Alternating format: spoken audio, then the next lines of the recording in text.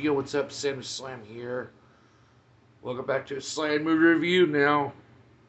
I watched this movie yesterday, so this review is probably going to be kind of sucky, kind of shitty, so I apologize.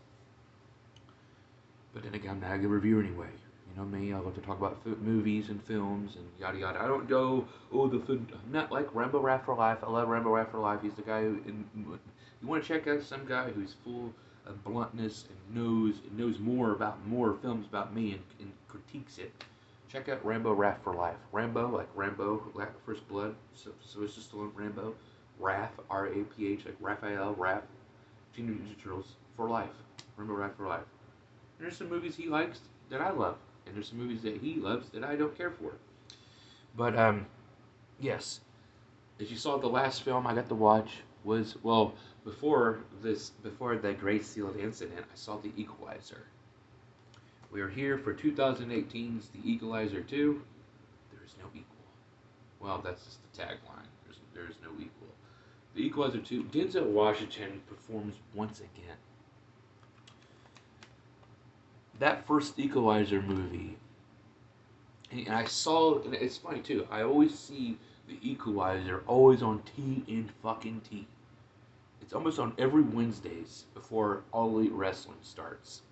Dynamite starts at 9 o'clock, or 8 p.m. I mean. And it's just, I always see when I first saw the first Equalizer, I always saw the ending and yada yada.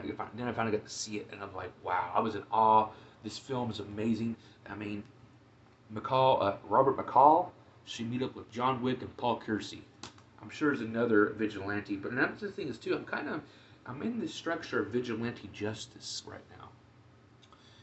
Like after this, I'm going to be doing the Death Wish. I'm going to continue doing the Death Wish series, which I've already did the first and second one. But let's get off the story here. We're here for the Equalizer 2.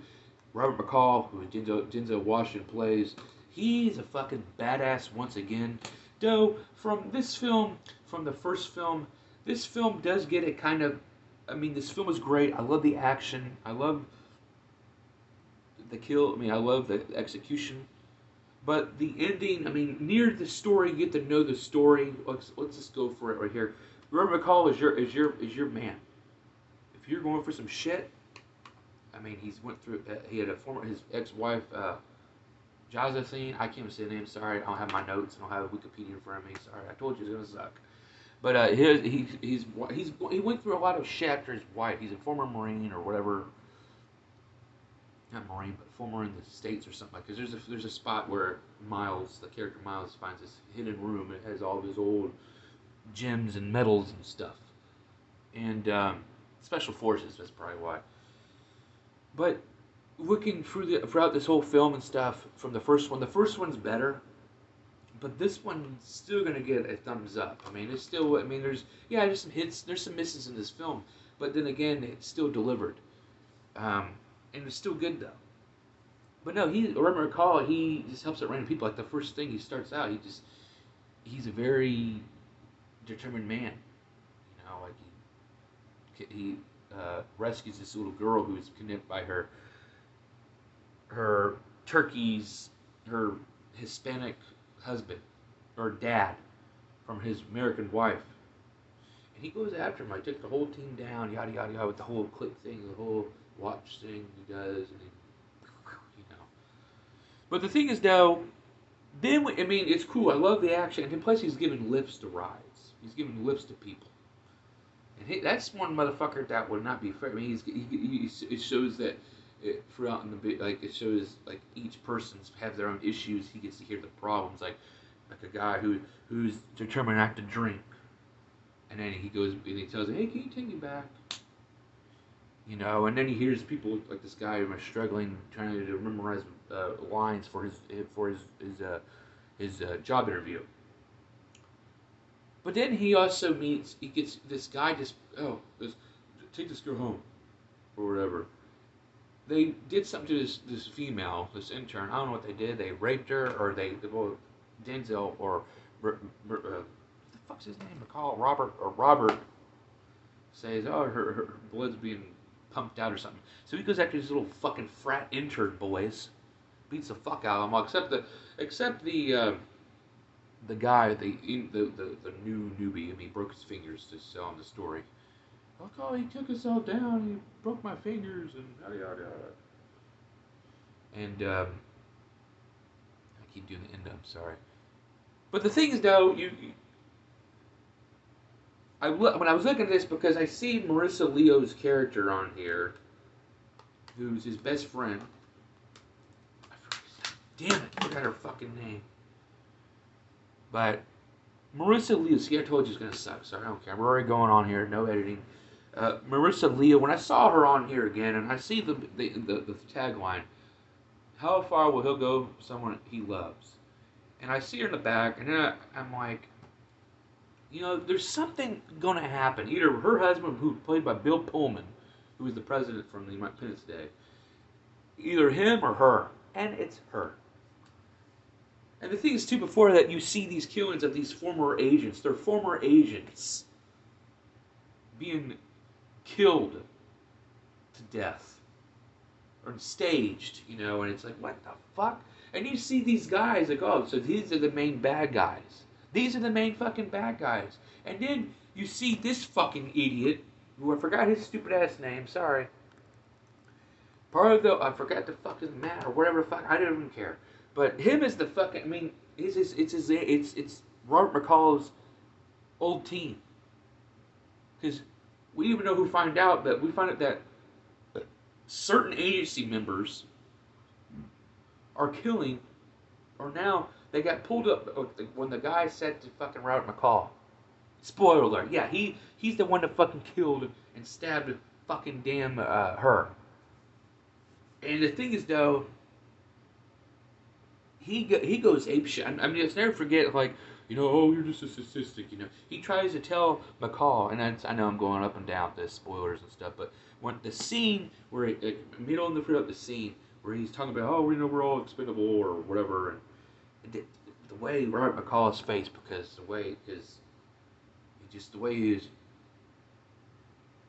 you know, now you made your bed, now you gotta lie in it. He was trying to persuade him to get along on his side. But Robert McCall was like, that's one of my best friends you killed. And now and what was so fucking stupid, because he's like, oh, everybody knows it. It's this former agency's team. That motherfucking bastard, whoever the fuck he was, the main bad guy, who's basically his former fucking team's agency, that when their agency got fucking pulled, he supposedly faked his death, or Robert McCall faked his death, because after his wife died, I think. I don't know, but then his whole fucking agency went fucking AWOL. You know, he went AWOL and yada yada, and then so they killed him and stuff. But the thing is that sucks, though, is after that, Robert McCall meets with his former team that he helped train, and he just said, oh, you know, you killed my best friend, you know, but I'm going to kill every single one of you. And I loved how the lines, because the main guy, wherever the fuck his name is, Traitor Benedict fuck, wherever, I forgot, sorry. Next time I'll have my notes and have actors' names, because I know I'm fucking confusing. But I mean, he had his family, because they killed that one guy's family in the first like 30 minutes of the film or whatever, or under 15 minutes. But he meets that one guy's family, and then he uses, hey, you know, she's giving me a ride. But then the thing is, I mean, and then he goes on from there, and it leads on to the very ending, which was very underwhelming. But it went to like this storm city that everybody's getting evacuated, and this city was like where he lived at, his hometown, where he lived with his wife, I think, in this like Cape Cod city, little on a beach, and it's all those storms. Woo! This fucking idiot prick goes up in the very top of the sniper's nest, little corner, where his team gets fucking dismantled and destroyed. Like the fucking retard that killed one of the Rezlock or whatever, I don't know, one of the guys, fucking throws a grenade, doesn't realize there's a big fucking, there's an explosion, there's like shit in there.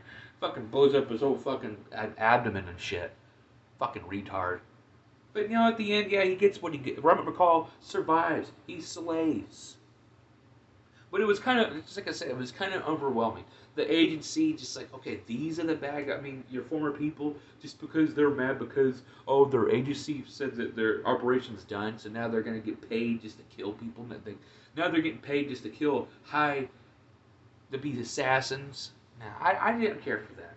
And also, too, by the way, which I know I fucking missed through, is that there's a side story with this film because Robert McCall befriends Miles. He's a troubled youth, um, and he loves art and mural art, and people fucking do graffiti. And then Miles ends up painting stuff. And then the thing is that he gets into the wrong hands of a gang, and Robert McCall sees that shit, and he says, "No way in hell." And he goes into this fucking this drug stronghold place, and scares these gangsters and shit, and takes Miles away. Which did Miles get kidnapped from the fucking his former agency, the Assassins. But the thing is, it was a good solid flick, great action. Denzel Washington does it again, um, and I love it. I hope, and I think is though, why can't make more movies of these, please? Make more Equalizer films. You make John Wick. You made those Death Wish films with Charles Bronson, which after this I'm like this week I think Vigilante Justice. I mean I know I'm a big huge horror movie fan, but I love all sorts of movies. Action, comedy, horror, war. But this film was great. It was good action. It's not the first one though. I mean, the thing is that is this rewatchable? I mean, any kind of I mean, the thing is that I would put this as rewatchable, and I do recommend it. I recommend the series all the fucking way. Um, but the first one will always be better. I love the first one. It's just I just liked how that one was. That one was just it had a better story. This was all run on him doing different tasks, and then his agency comes after. It kills his people. And I just, but that like I said, that scene where that motherfucker tries to, after he's the one that shows a scene of him killing his best friend, and just the way Denzel's frown, just the way like I have to kill you now because you fucking killed my best friend. I love that scene. That's my favorite scene in this whole film. But yeah, check out 2018's The Equalizer 2. Hopefully The Equalizer 3 comes out in the future because I definitely will see this fucking film. I will definitely see The Equalizer 3 in the theaters. Oh, hell yeah. But yeah, enough of me jabbling and rambling on. I'm STS. Thank you for watching this slammed movie review. If you do like my movie reviews or anything, if you think I'm very entertaining or just something to talk to, give me a comment. Hey, what's up, Sam? Give me kudos. Give me a thumbs down. I don't give a fuck. I probably will take those down. I hate seeing those thumbs downs because it's my review. I mean, of course, my review is probably going to suck more than yours. But I don't really fucking care. My YouTube, youtube.com/SamToSlam. All in one word. YouTube, that's my YouTube. Been on YouTube since 2016. But started making videos in 2007. I have a Twitch, twitch.tv/SamToSlam1990. Where I do video game streams, which I've been trying to do more. I mostly play Call of Duty and stuff, and Skyrim. I love my Skyrim games. But I'm STS. Thank you again for watching this Slam review, and stay tuned for the next. I'm definitely gonna watch Death Wish 3 after this. I'm in the mood for some vigilante justice. Peace.